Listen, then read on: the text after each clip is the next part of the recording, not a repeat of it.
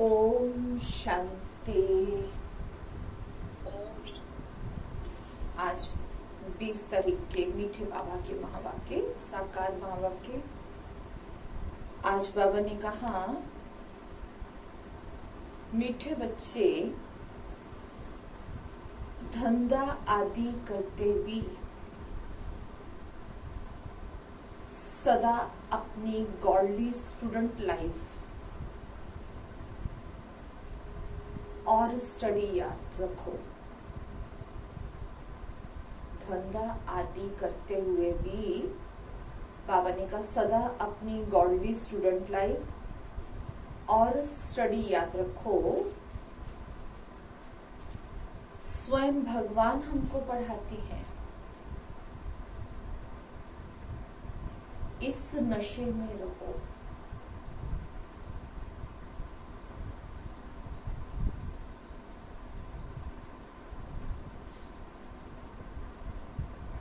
आज का प्रश्न है, जिन बच्चों को ज्ञान अमृत हजम करना आता है, उनकी निशानी क्या होगी? ज्ञान अमृत को भी हजम करना। हाँ गणेश भाई जी, ज्ञान अमृत भी कोई ऐसी खाने की चीज है जिसको बाबा कहते हजम करना आता हो, तो उसकी निशानी क्या होगी? दूसरों को ज्ञान जरूर सुनाएंगे, जिनको ज्ञान समझ में आ जाता है ना। हाँ। जब तक दूसरों को वो भी रुक नहीं सकते, रह नहीं सकते हैं। और ज्ञान अमृत हजम करना माना क्या हुआ?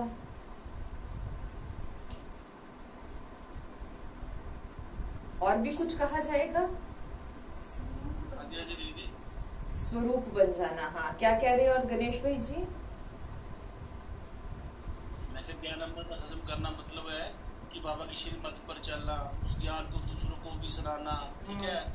और बाकियों को भी कहते हैं ना, किसी को बुरा नहीं बोलना, है ना। और भी कई कांटों को फूल बनाना, सेवा में बिजी रहना। और उसको हजम करना क्या कहा जाता है रजिस्ट्री में?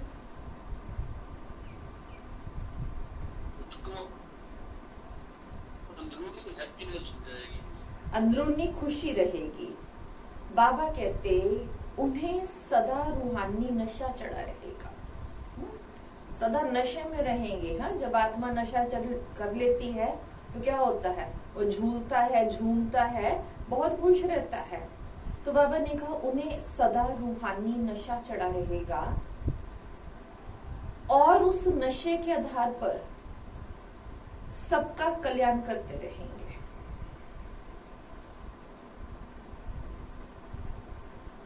कल्याण करने के सिवाय दूसरी कोई बात करना भी बाबा ने कहा उन्हें अच्छा नहीं लगेगा।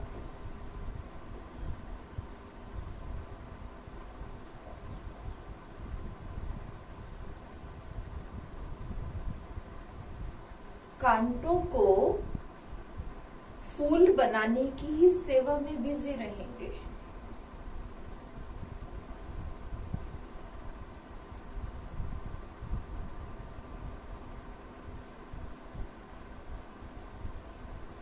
ओम शांति।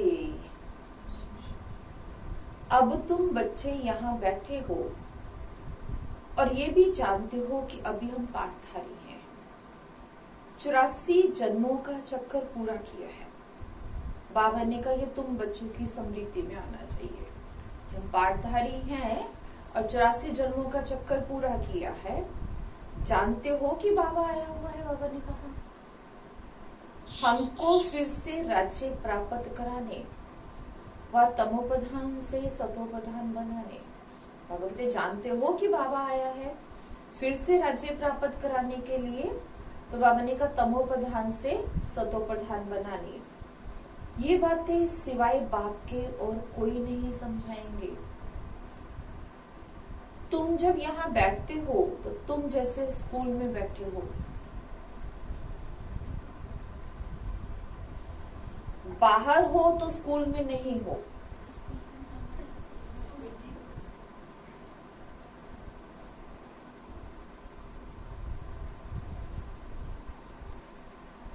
बाबा ने कहा बाहर में हो तो स्कूल में नहीं हो।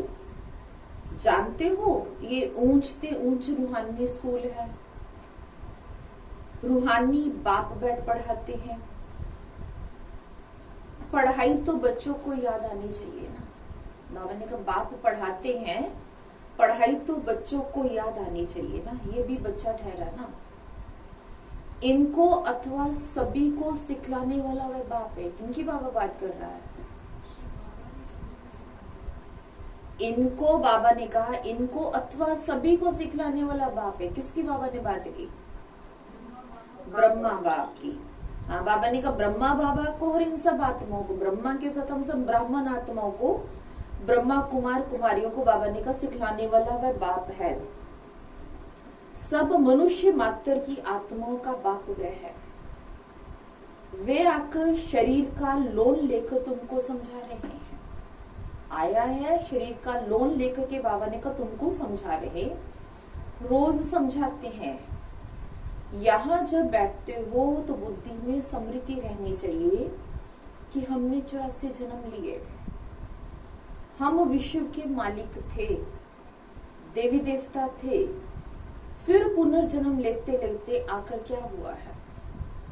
बाबा ने कहा मालिक थे, देवी देवता थे, विश्व के मालिक थे, पूरा विश्व हमारे हाथ में था, विश्व पे राज्य करने वाले।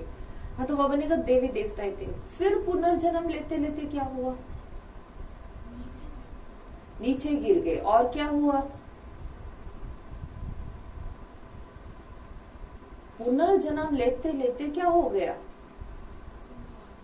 बाबा ने कहा आकर पट पे पड़े हैं। पट माना जमीन पे आकर के पड़े हैं।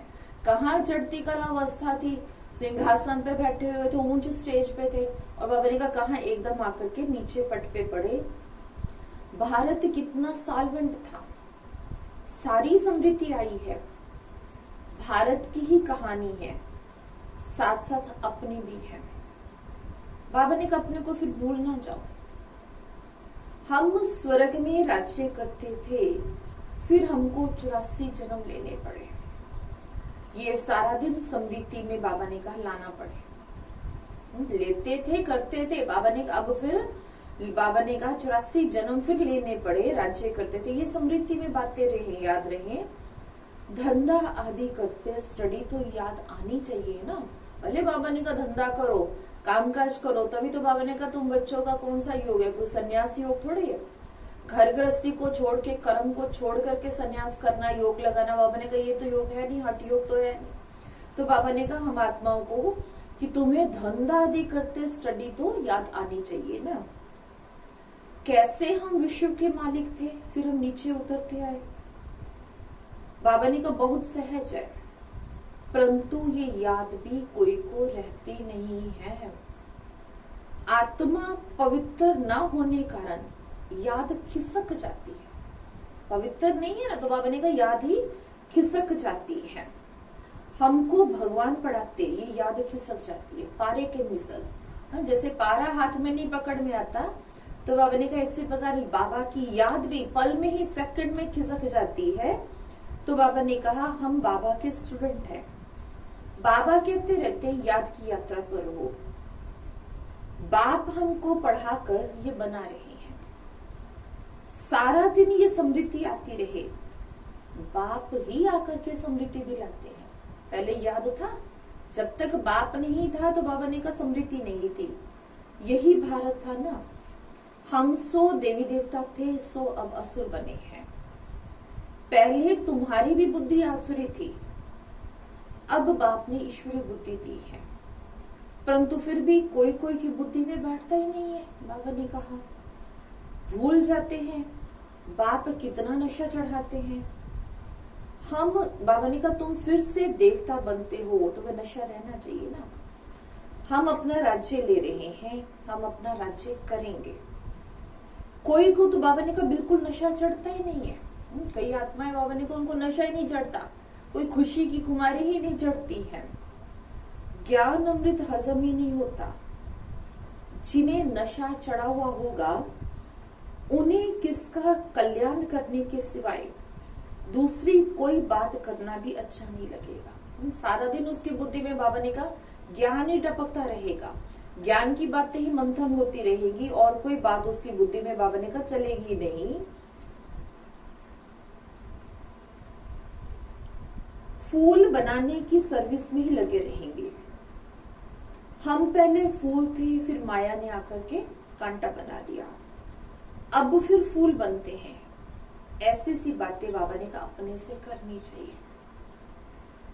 इस नशे में रहे तुम किसको भी समझाएंगे तो झट कोई को तीर लगेगा। बाबा ने कहा नशे में रहकर झट समझाएंगे को तो कोई को तीर लगेगा। बाबा ने कहा भारत गार्डन ऑफ अल्लाह है, फूलों का बगीचा था, अब पतित बन गया है, कांटों का जंगल है। हम ही सारे विश्व के मालिक थे। कितनी बड़ी बात है, बाबा ने कहा सारे विश्व के मालिक। अभी फिर हम क्या बन गए हैं, कितना गिर गए। हमारे गिरने और चढ़ने का ये नाटक है। बाबा ने कहा ये कहानी बाप बैठ सुनाते वह है झूठी, बाबा ने कहा ये है सच्ची। दुनिया में जो कहानी सुनाते बाबा ने कहा वह है झूठी और ये है सच्ची। वे सत्यनारायण की कथा सुनाते हैं। समझते थोड़ी है कि हम कैसे चढ़े फिर कैसे गिरे हैं। ये बाप ने सच्ची सत्यनारायण की कथा सुनाई है। राजाई कैसे गवाई ये सारी है अपने ऊपर। माया के मुरीद बने, रावण की जंजीरों में उलझ गए तो बाबा ने कहा रजाई गवा दी तो नीचे उतरते आए। तो ये हम आत्माओं के ऊपर है। आत्मा को अभी मालूम पड़ा है कि हम कैसे अब बाप से राजाई ले रहे हैं। बाप यहाँ पूछते हैं तो कहते हैं हाँ नशा है, फिर बाहर जाने से कुछ भी नशा नहीं रहता है। बाबा पूछते हैं तो कहते हैं हाँ नशा है, खुशी है। बाहर निकले, यहां से बाहर गए तो बाबा ने कहा कुछ भी नशा नहीं रहता। बच्चे खुद समझते बल हाथ तो उठाते हैं, परंतु चलन ऐसी है जो नशा रह ना सके। फीलिंग तो आती है ना, बाबा ने कहा। बाप बच्चों को स्मृति दिलाते, बच्चे तुमको मैंने राजाई दी थी, फिर तुमने क्या किया? नंदिका बहन, हाँ जी दीदी। बाबा कहते मैंने, बाप समझाते बच्चे मैंने तुमको राजाई दी थी, फिर तुमने क्या किया? ओढ़ के सो गए? नहीं नहीं दीदी, फिर क्या किया? तुम लोगों ने गवा दी, तुम लोगों ने संभाल के नहीं रखी रावण की मत पर। बाबा कहते मैंने तुमको रजाई दी थी, 5 किलो की रजाई दी थी। क्या कौन सी रजाई दी थी बाबा ने? ममता बहन, गर्मी हो गई है। ममता बहन जी, हाँ विश्व की राजाई दी। बाबा ने कहा मैंने तुमको राजाई दी थी, फिर तुमने गवा दी। हाँ, जो विश्व की बादशाही दी थी 21 जन्मों की, बाबा ने कहा तुमने गवा दी। तुम नीचे उतरते आए हो, क्योंकि ये नाटक है चढ़ने और उतरने का।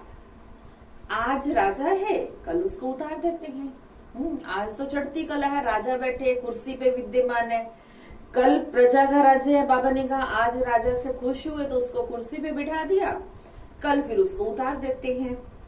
अखबार में बहुत ऐसी सी बातें पढ़ती हैं, जिसका रिस्पॉन्ड दिया जाए तो कुछ समझे।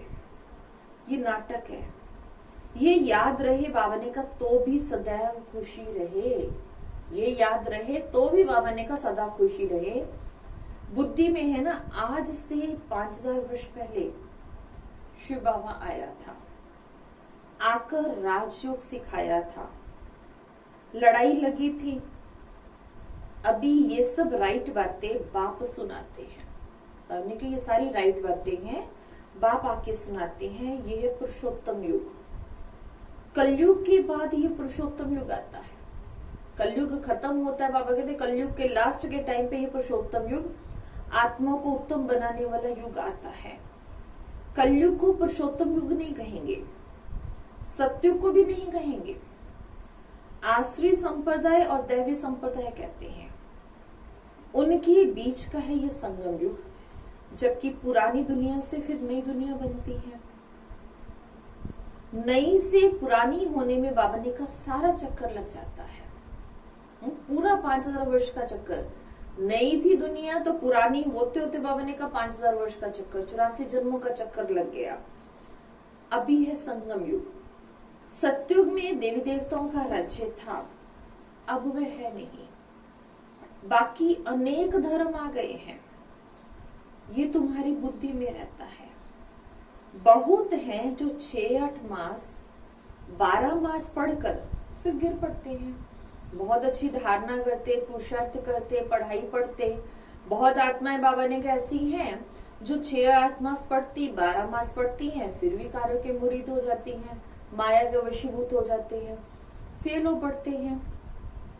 भल पवित्र बनते हैं परंतु पढ़ाई नहीं करते तो फंस पड़ते हैं। सिर्फ पवित्रता भी बाबा ने का काम नहीं आती। पवित्रता भी सिर्फ काम नहीं आती। ऐसे तो पवित्र तो सन्यासी भी बने थे, बाबा ने कहा। ऐसे बहुत सन्यासी भी हैं, वे सन्यास धर्म छोड़ जाए गृहस्थी बन जाते हैं, शादी आदि कर लेते हैं। तो अब बाप बच्चों को समझाते हैं, तुम कहाँ बैठे हो? कहाँ बैठे हो श्री हरण भाई जी? बाबा की क्लास में बैठे हैं। बाबा की क्लास में बैठे हैं। और कहाँ बैठे हैं? बाबा के घर।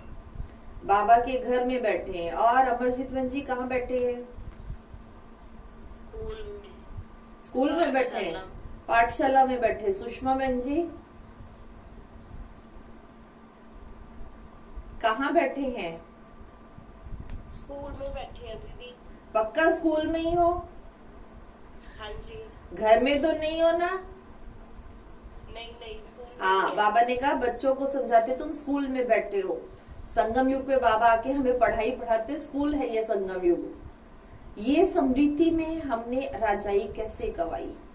बाबा ने कहा ये समृद्धि में है, हमने अपनी राजाई कैसे गवाई, कितने जन्म लिए। अब फिर बाप कहते विश्व के मालिक बनो। पावन जरूर बनना है। जितना जास्ती याद करेंगे उतना पवित्र होते जाएंगे, क्योंकि सोने में खाद पड़ती है। वह निकले कैसे? तुम बच्चों की बुद्धि में है, हम आत्मा सतो प्रधान थी, 24 कैरेट थी, फिर गिरते गिरते ऐसी हालत हो गई है। हम क्या बन गए? बात तो ऐसे नहीं कहते कि हम क्या थे। तुम मनुष्य ही कहते हो, हम देवता थे। भारत की महिमा तो है ना। भारत में कौन आते हैं, क्या ज्ञान देते, बाबा ने कहा ये कोई नहीं जानते हैं। भारत में कौन आया, आके कब ज्ञान दिया, बाबा ने कहा इसकी किसी को समृद्धि नहीं, जानते ही नहीं। ये तो पता होना चाहिए ना, लिबरेटर कब आते।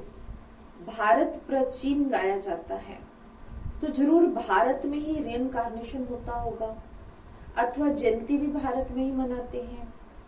जरूर फादर यहाँ आता है। बाबा ने कहा कहते भी है ना भागीरथ, तो बाबा ने कहा तो मनुष्य शरीर में आया होगा ना। फिर घोड़े आदि भी दिखाए हैं, कितना फर्क है। जरूर मनुष्य का तन का आधार लिया होगा, तो बाबा ने कहा फिर घोड़े आदि भी दिखाए, कितना फर्क। कृष्ण और रथ दिखाया है। अब वो कृष्ण और रथ बाबा ने कहा किसका प्रतीक, मेरा किसको पता ही नहीं है कि मैं कैसे आया हूँ, कैसे आके ज्ञान सुनाता हूँ। दुनिया में घोड़े भी दिखा दिए, कृष्ण भी दिखा दिया, कृष्ण सवार होकर के आया, रथ पे बैठा। तो बाबा ने कहा कितना, मेरा किसको पता नहीं। अभी तुम समझते हो बाबा इस रथ पर आते हैं, कोई घोड़े गाड़ी के रथ पे नहीं आते। ये घोड़ा जो ब्रह्मा का घोड़ा है, बाबा इस अश्व पे आते हैं। इनको ही फिर भाग्यशाली रथ कहा जाता है। ब्रह्मा सो विष्णु, चित्र में कितना क्लियर है।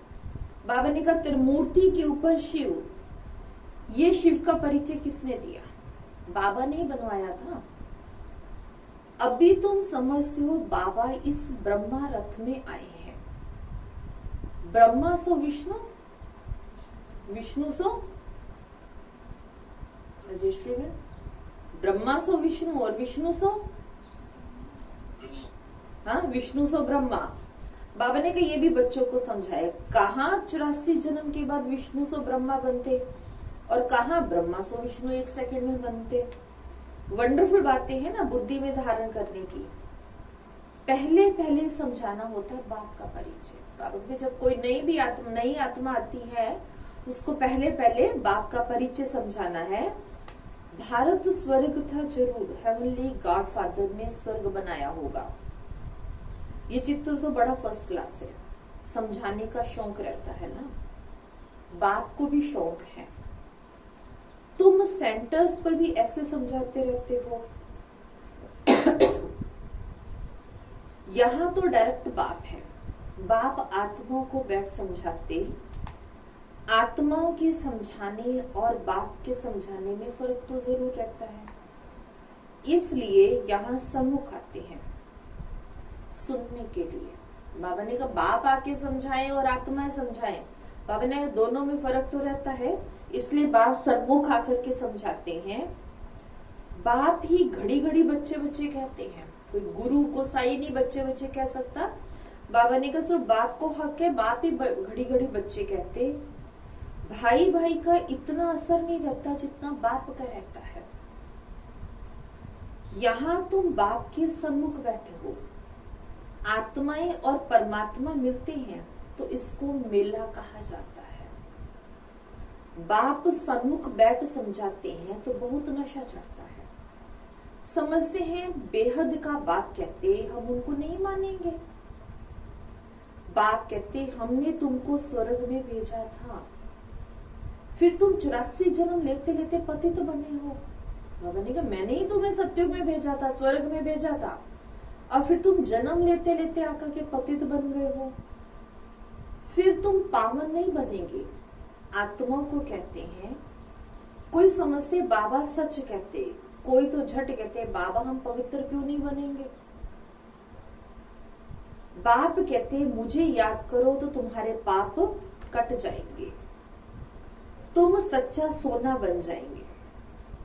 मैं सभी का पतित पावन बाप हूं, तो बाप की समझाने और आत्माओं की समझाने में कितना फर्क है। पतित पावन बाप हूं सबका, बाप की समझानी जो बाप आके समझाते हैं। बाबा ने कहा बाप की समझानी और बच्चों की समझानी माना आत्माओं की समझाने में कितना फर्क है। समझो कोई नए आ जाते हैं, उनमें भी जो यहाँ का फूल होगा ना बाबा के तो उनको टच होगा। जो ब्राह्मण कुल की आत्मा होगी बाबा ने कहा उनको झट ज्ञान टच होगा, जो भी बात सुनाएंगे उसको टच होगी। ये कहते ठीक है। जो यहाँ का नहीं होगा तो समझेगा भी नहीं, उसके ऊपर से निकल जाएगा। बाबा ने कहा तो तुम भी समझाओ, हम आत्माओं का बाप कहते तुम पावन बनो। मनुष्य पावन बनने के लिए गंगा स्नान करते हैं, गुरु करते हैं, परंतु पतित पावन तो बाप ही है। बाप आत्मा को कहते हैं कि तुम कितने पतित बन गए हो, इसलिए आत्मा याद करती है कि आकर पावन बनाओ। बाप कहते मैं कल्प कल्प आता हूं, तुम बच्चों को कहता हूं ये अंतिम जन्म पवित्र बनो। ये रावण राज्य खत्म होना है, मुख्य बात ही है पावन बनने की। स्वर्ग में बाबा ने का विष होता नहीं। जब कोई आते हैं तो उनको ये समझाओ कि बाप कहते हैं अपने को आत्मा समझ मुझ बाप को याद करो तो पावन बन जाएंगे, खाद निकल जाएगी। मन मना भव अक्षर याद है ना बाबा ने कहा। बाप निराकार है, हम आत्मा भी निराकार है। जैसे हम शरीर द्वारा सुनते हैं, बाप भी इस शरीर में आकर के समझाते हैं। नहीं तो कैसे कहें कि मामेकम याद करो। तो देह के सभी संबंध छोड़ो, जरूर यहाँ आते हैं, ब्रह्मा में प्रवेश करते हैं। बाबा आता है, भगवान को आना पड़ता है और आता है तो जरूर बाबा ने कहा इस ब्रह्मा में प्रवेश करते। प्रजापिता प्रैक्टिकल में है। इन द्वारा हमको बाप ऐसे कहते हैं, हम बेहद के बाप की ही मानते हैं। ब्रह्मा के थ्रू बाबा ऐसे ज्ञान सुनाता है तो बाबा ने कहा बाप जो सुनाते हैं वो सिर्फ हम बेहद के बाप की ही मानते हैं। वे कहते पावन बनो, पतितपना छोड़ो, पुरानी देह के अभिमान को छोड़ो, मुझे याद करो तो अंतमति सो गति हो जाएगी। बाबा ने कहा तुम लक्ष्मी नारायण बन जाएंगे। बाप से बेमुख करने वाला गुण क्या है? उसको गुण कहेंगे, अवगुण कहेंगे। जो बाप से बेमुख करता है उसको क्या, कौन सा गुण या अवगुण कहा जाएगा? अवगुण कहा जाएगा कि गुण कहेंगे उसको?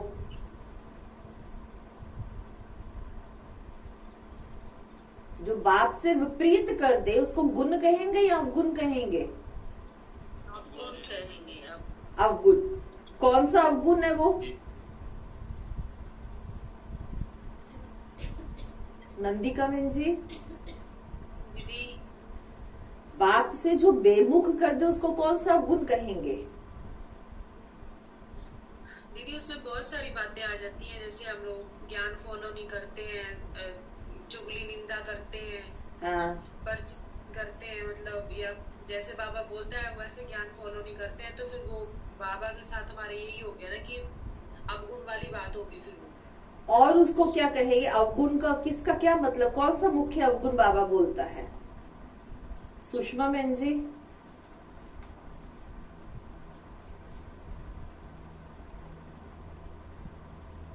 कि दूसरों की बुराई करना। उसको अवगुण कहा जाता है। शशि किरण बहन जी, विमुख होना, बेमुख होना ये भी अवगुण है। आलस से अलबेलापन। बाप से बेमुख करने वाला मुख्य अवगुण क्या है? मुख्य जो है बाबा ने कहा वो कौन सा अवगुण है? देह अभिमान में आना। देह अभिमान में आना। और परचिंतन। बाबा ने कहा एक दूसरे का परचिंतन करना। ये बाप से बुद्धि को तोड़ देता है।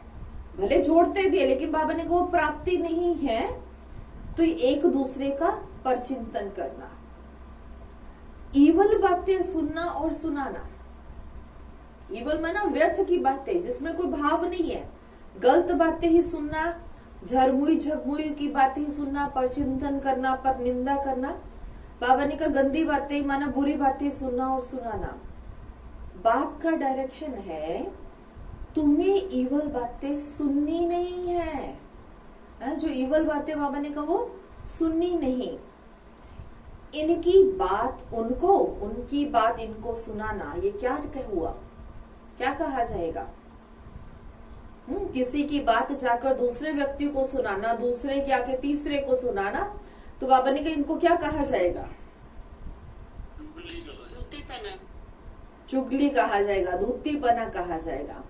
हम सब ब्राह्मण आत्माओं में ही है। एक दूसरे की बात, अरे फलाने ने ऐसा कहा, उसने ऐसा किया, वो ऐसा कर रही है, वो ऐसा कर रहा है, उसके पास तो ये है। बाबा ने कहा फलाने इनकी बात उनको और उनकी बात इनको सुनाना। ये धूतीपना बाबा ने कहा तुम बच्चों में नहीं होना चाहिए। इस समय दुनिया में सभी विपरीत बुद्धि है ना। बाबा ने कहा सबकी बुद्धि विपरीत है, सिवाय राम के दूसरी कोई बात सुनाना उसको धूतीपना कहा जाता है। किसी की कोई भी बात सुना नहीं, बाबा ने कहा बाबा के ज्ञान के सिवा, बाबा की बातों के सिवा बाबा ने कहा किसी की भी कोई बात सुनाना ये है धूतीपना। अब बाप कहते हैं धूतीपना छोड़ो, तुम सभी आत्माओं को बताओ हे सीताए तुम एक राम से योग लगाओ। किस सीता की बाबा ने बात की है?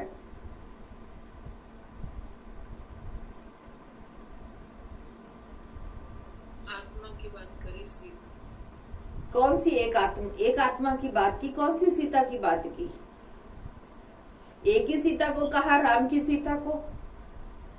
नहीं सभी बच्चों। बाबा ने कहा तुम सभी आत्माओं को बताओ कि हे सीताएं, हे आत्मा रूपी सीताएं, राम की सब सीताएं, सच्चा राम एक शिव बाबा, उसकी सब सीताएं, आत्मा रूपी सब सीताएं, तुम एक राम से योग लगाओ। बाबा ने कहा तुम हो मैसेंजर, बाप का मैसेज देने के लिए आए हो, मैसेंजर बन करके आए हो। बाबा ने ये रिस्पॉन्सिबिलिटी दी ब्राह्मण आत्माओं पर कि बच्चे तुम मैसेंजर बनकर के मैसेज देने जाओ। और जो मैसेज देने जाता है वो क्या करता है, जब वो मिक्स भाजी बना लेता है मैसेज में, है जब उसमें गैप डाल देता है, कम्युनिकेशन गैप डाल देता है, तो मिक्स भाजी बन जाती है, भाव का भाव नहीं रहता है, बात का बतंगड़ बन जाता है। तो बाबा ने कहा तुम मैसेंजर हो, मैसेज दो, जो मैसेज बाप देते बाबा कहते वही मैसेज दो, कि बाप ने कहा है मुझे याद करो, बस बाप का ज्ञान सुनाओ, बाप का परिचय दो कि मुझे याद करो। इस बात के सिवाय बाकी सब है, बाबा ने कहा धूती बना। बाप सब बच्चों को कहते धूती बना छोड़ दो, सभी सीताओं का एक राम से योग जुड़वाओ, तुम्हारा धंधा ये है, बस ये पैगाम देते रहो। बाप आया हुआ है, कहते हैं तुमको गोल्डन एज में जाना है, गोल्डन एज में रजिस्ट्री में, गोल्डन एज में जाना है या संगम युग में रहना है? गोल्डन एज में जाना है जी, इसीलिए तो बैठे हैं। इसीलिए बैठे हैं। क्या कह रही रजिस्ट्री में? वहाँ जाने के लिए तो बहुत पुरुषार्थ चाहिए। पुरुषार्थ चाहिए। बाबा कहते जाना है या यहीं रहना है?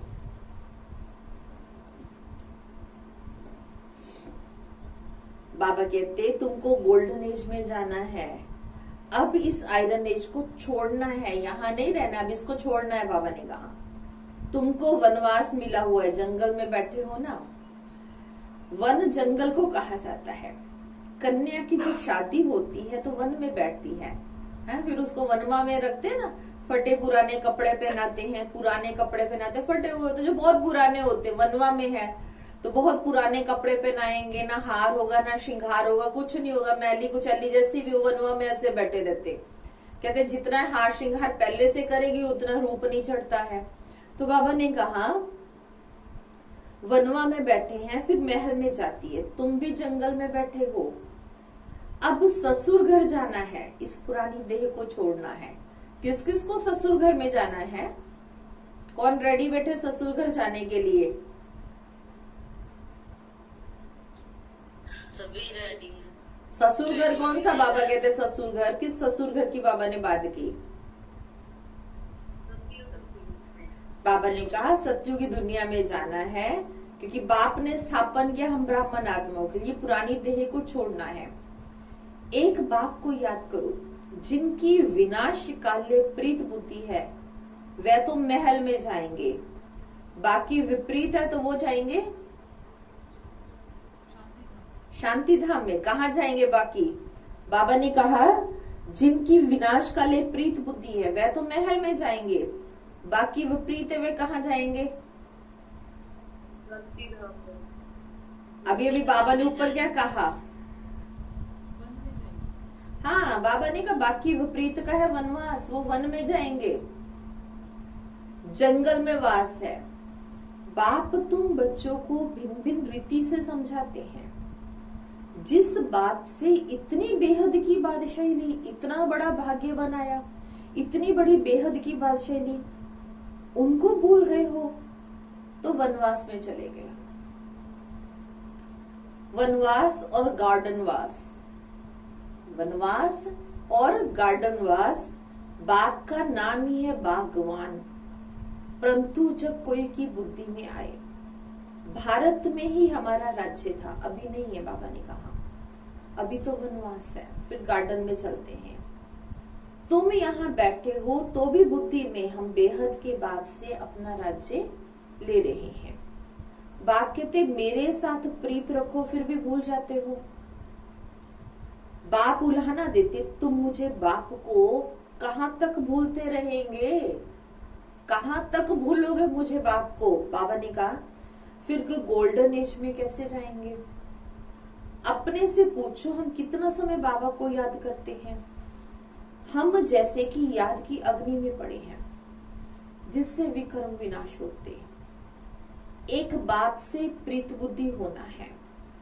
सबसे फर्स्ट क्लास माशूक है जो तुमको भी फर्स्ट क्लास बनाते हैं। कहा थर्ड क्लास में बकरियों मिसल ट्रेवल करना। थर्ड क्लास होती ना, एक के ऊपर दूसरा चढ़ा हुआ होता है। जो जनरल क्लास होती है थर्ड क्लास, तो बाबा ने कहा उसमें क्या होता है, स्लीपर भी नहीं, थर्ड क्लास में होगा तो एक के ऊपर दूसरा, दूसरे के ऊपर तीसरा, खड़ा होने की भी जगह नहीं होगी। तो बकरियों के मिसल बाबा ने कहा ट्रैवल करना। और कहा फिर एयर कंडीशन में, जहां सीट बुक होती है। जो जनरल क्लास है उसमें तो सीट भी बुक नहीं होती। तो बाबा ने कहा कहा थर्ड क्लास में बकरियों मिसल ट्रैवल करना और कहा थर्ड क्लास में, कितना फर्क है। ये सब विचार सागर मंथन करना है तो तुमको मजा आएगा। ये बाबा भी कहते, मैं भी बाबा को याद करते बहुत माथा मारता हूँ। ब्रह्मा बाबा भी कहते मैं बहुत माथा मारता हूँ, थक जाता हूँ, बार बार याद खिसक जाती है। फिर मन को लेके आता हूँ, रे मन तू कहाँ जा रहा है, चल बाबा की याद में बैठा हुआ है। कई बार बाबा कहते मैं स्वयं को चुटकी काटता था अपने आप को, कभी टांग पे चुटकी काटता था, मन तू कहाँ भाग रहा है। तो बाबा ने कहा सारा दिन ख्यालात चलती रहती है। तुम बच्चों को भी यही मेहनत करनी है। अच्छा, मीठे मीठे सिक्की हृदय बच्चों प्रति माता पिता बाप दादा का याद प्यार और गुड मॉर्निंग। रूहानी बाप की रूहानी बच्चों को नमस्ते जी। हम रूहानी बच्चों की रूहानी बाप दादा को नमस्ते जी, नमस्ते जी, नमस्ते जी। धारणा के मुख्य सार है, किसी को भी, किसी को भी बाबा ने कहा एक राम की बातों के सिवाय दूसरी कोई भी बातें नहीं सुनानी है।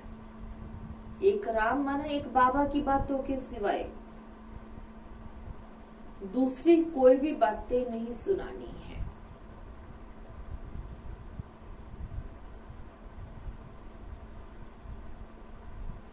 एक की बात दूसरे को सुनाना,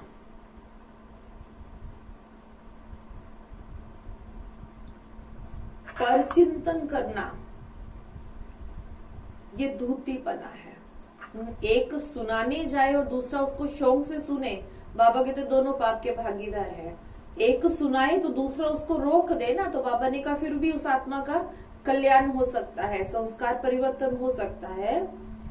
एक की बात दूसरे को सुनाना, परचिंतन करना, ये धूतीपना है। बाबा ने कहा इसे छोड़ देना है।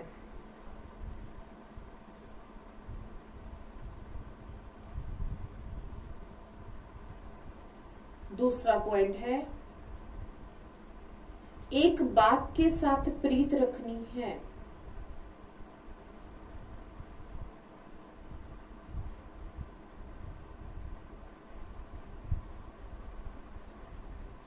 पुरानी देह का अभिमान छोड़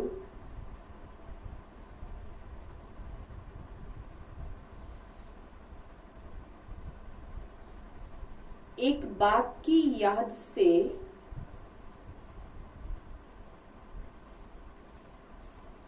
स्वयं को पावन बनाना है।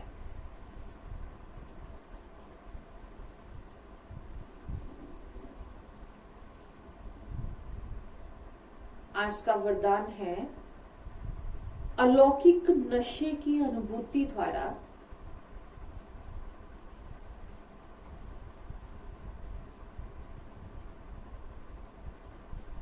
निश्चय का प्रमाण देने वाले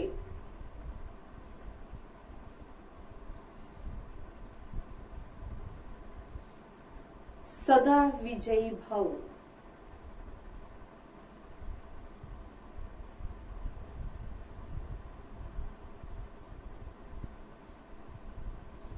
अलौकिक रूहानी नशा निश्चय का दर्पण है।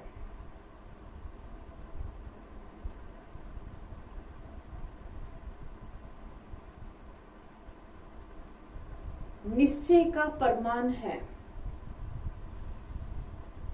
नशा,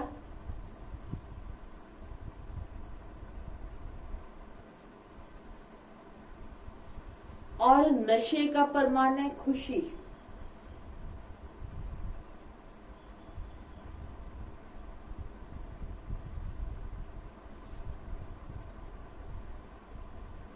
जो सदा खुशी और नशे में रहते हैं,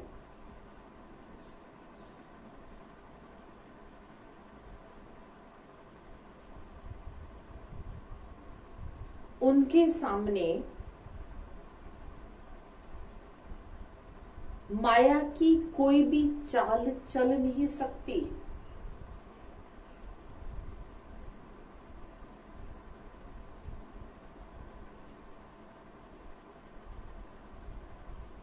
बेफिक्र बादशाह की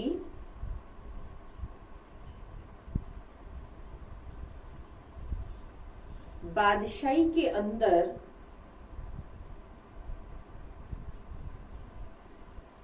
माया आ नहीं सकती।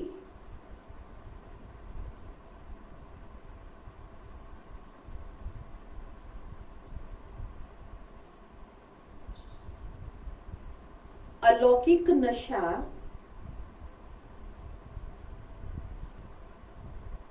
सहज ही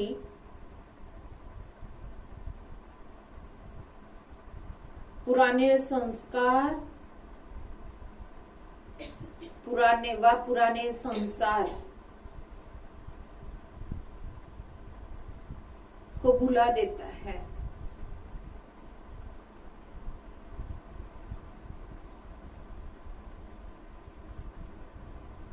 इसलिए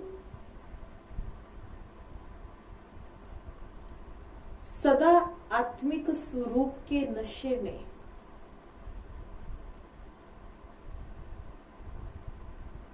अलौकिक जीवन के नशे में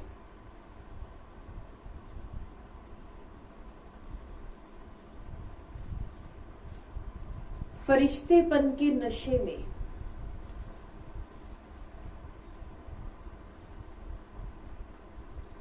या भविष्य के नशे में रहो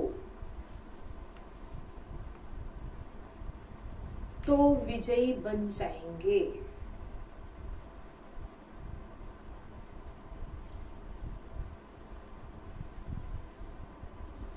आज का स्लोगन है, मधुरता का गुण ही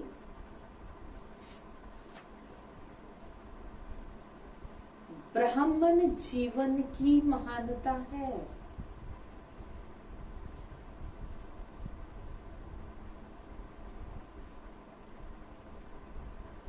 इसलिए मधुर बनो और मधुर बनाओ। सार्था मीठे बच्चे धंधा आदि करते भी सदा अपनी गॉडली स्टूडेंट लाइफ और स्टडी याद रखो। स्वयं भगवान हमको पढ़ाते हैं, इस नशे में रहो। अच्छा,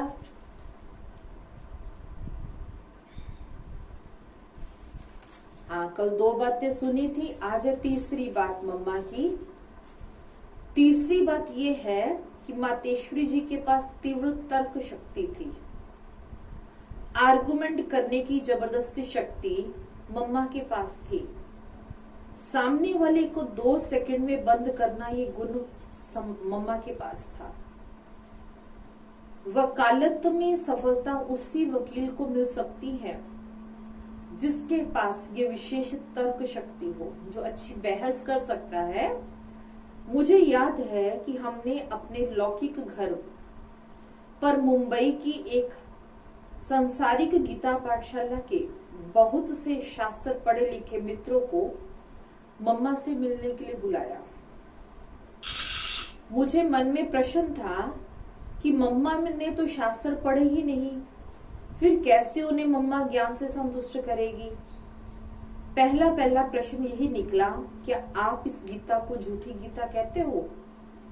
मम्मा ने तुरंत ही कहा, आप प्राप्ति को देखो। पांडवों ने वे गीता सुनकर क्या प्राप्ति की? गीता समाज के लिए थी, परंतु समाज क्या बन गया? पांडव हिमाचल चले गए, यादव यद्वास्थली में खत्म हो गए। यही दिखाते ना पांडवों को, बाद में वो पहाड़ों में चले गए, गल मरे। तो बाबा ने कहा कौरव तो कुरुक्षेत्र के युद्ध में ही खत्म हो गए। ज्ञान इतना ऊंचा होते हुए भी क्यों समाज में विकृति पैदा हुई। और यहाँ जब परमात्मा कहते हैं मैं सत्यों की स्थापना गीता ज्ञान सुनाकर करता हूँ, अर्थात गीता से विश्व परिवर्तन करता हूँ, गीता के ज्ञान से दुनिया का परिवर्तन करता हूँ, तो बोलो जिस गीता से विश्व परिवर्तन हुआ उसे मानने या जिससे समाज में विकृति पैदा हुई तो उसको माने। इसमें अंधश्रद्धा की बात कहाँ है।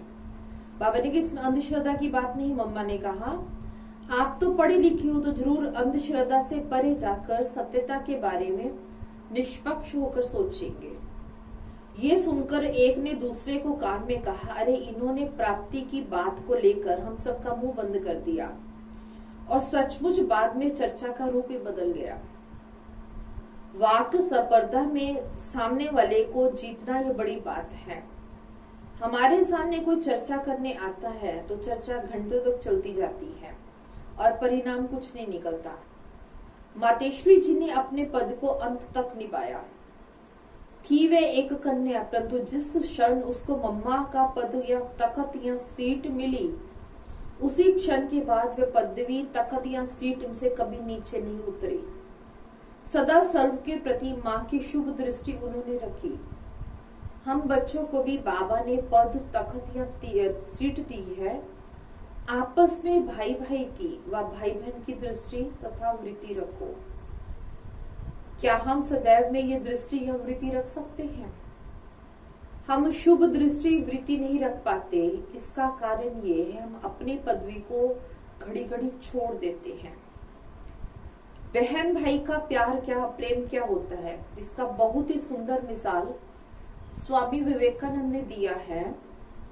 कश्मीर में जब वे श्रीनगर में थे तब वहां शंकराचार्य की टेकरी है, वहां विवेकानंद जी अपने मित्रों के साथ चढ़ रहे थे। चढ़ाई काफी कठिन थी, इसलिए स्वामी जी का श्वास घुटने लगा और थोड़े समय के लिए आराम के लिए वह थोड़े समय के लिए एक वृक्ष की शीतल छाया में बैठ गए। इतने में एक 10 साल की लड़की अपनी गोद में 3-4 साल के अपने भाई को उठाकर गीत गुनगुनाती हुई चढ़ती हुई स्वामी जी ने देखी। स्वामी जी से रहा नहीं गया और उन्होंने फौरन उस बच्ची को कहा ये बोझ क्यों उठाकर चलती हो। तब उस बच्ची ने अपनी निगाह चारों ओर घुमाकर पूछा बोझ कहाँ है बोझ। स्वामी जी ने कहा ये बच्चा है, इसको क्यों गोद में उठाया है, वह तो आसानी से चल सकता है।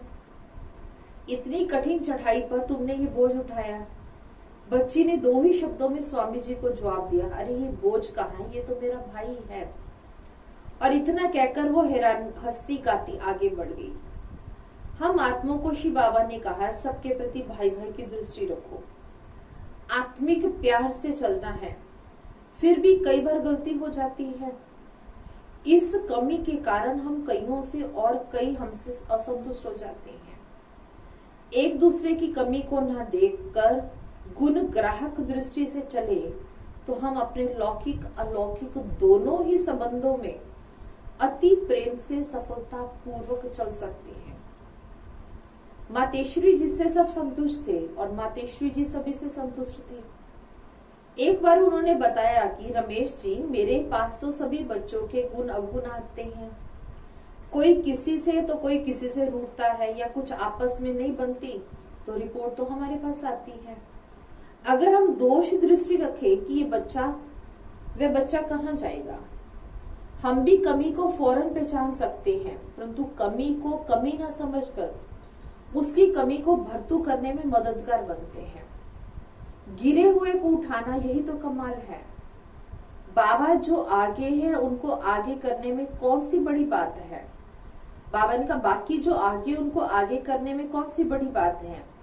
इसलिए हम कभी किसी से रूठते नहीं और ना ही किसी की निंदा करते हैं।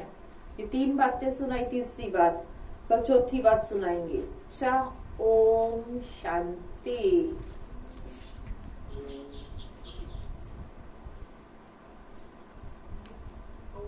शांति। चलो बाबा के पास।